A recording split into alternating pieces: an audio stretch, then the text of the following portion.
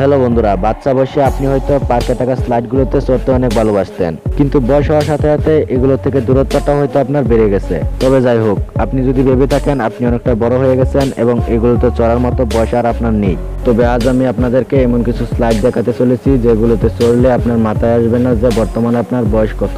অবশ্যই এই স্লাইডগুলি কেবলমাত্র মজা করার জন্য বানানো হয়নি এবং আমাদের আজকের ভিডিওতে দেখতে চলেছি পৃথিবীর সবথেকে কিছু উদ্ভব slide. The mountain slide. The ডনিমারাওয়া নামক এই স্লাইডটি চেক রিপাবলিকের একটি পাহাড়ের উপর অবস্থিত, যা সমুদ্রপৃষ্ঠ থেকে 3600 ফিট উপরে অবস্থিত। এই ভয়ঙ্কর স্লাইডটি কোনো দুর্বল হার্টের মানুষের জন্য বানানো হয়নি।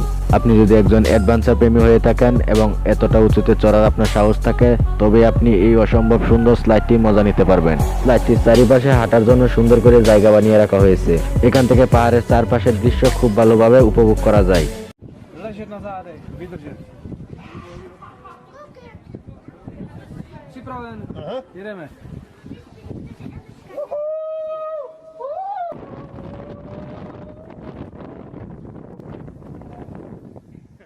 কোর্সশিপ ওয়াটার স্লাইড। আমাদের মধ্যে অনেকেই জাহাজে চড়তে পছন্দ করে থাকি, কিন্তু ওয়াটার স্লাইড আর জাহাজ দুটিকে একসাথে কল্পনা করুন তো। আপনার কল্পনা মতো করে তৈরি করা হয়েছে Royal Caribbean Liberty of the Seas cruise ship. এটাই হলো সমুদ্রের ভিতরে থাকা বুমেরাং স্টাইল একমাত্র ওয়াটার স্লাইড। সর্বপ্রথম এটা রাইডারদেরকে উপর থেকে নিচে ঠেলে দেয়, এরপর বুমেরাং স্টাইলে আবার পানির মধ্যে ফিরে আসে।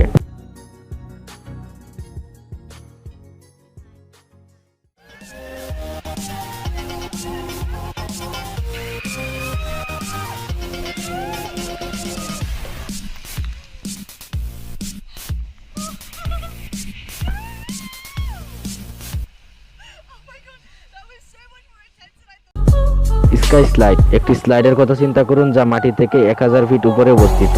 আচ্ছা, এটা হলো সেরকমই কিছু একটা, যা লস অ্যাঞ্জেলসের ইউএস ব্যাংক টাওয়ারে অবস্থিত রয়েছে। স্লাইডটি 70 তলা থেকে শুরু হয়ে 69 তলায় গিয়ে শেষ হয়েছে। এই স্লাইডটিতে উঠতে হলে প্রথমে আপনাকে সাহসের পরিচয় দিয়ে তারপর উঠতে হবে।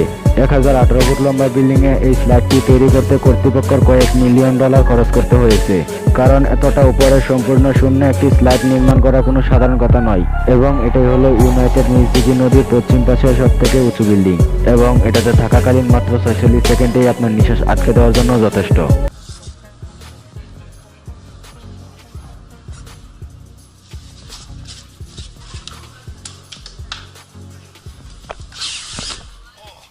Lake of faith.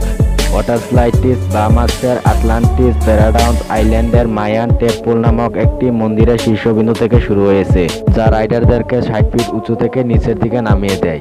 এই পর্যন্ত এটা সাধারণ স্লাইডের মতোই শোনাচ্ছে, কিন্তু এটা এমন বিশেষ কিছু রয়েছে যা এটাকে সাধারণ স্লাইডগুলো থেকে আলাদা করে। আর সেটা হলো স্লাইডের একটি অংশ পানির নিচ দিয়ে চলে গিয়েছে, যার চারপাশে ঘোরাঘুরি করছে ক্ষুধার্ত শার্ক, যা এর রাইডারকে সম্পূর্ণ ইউনিক এক্সপিরিয়েন্স প্রদান করে।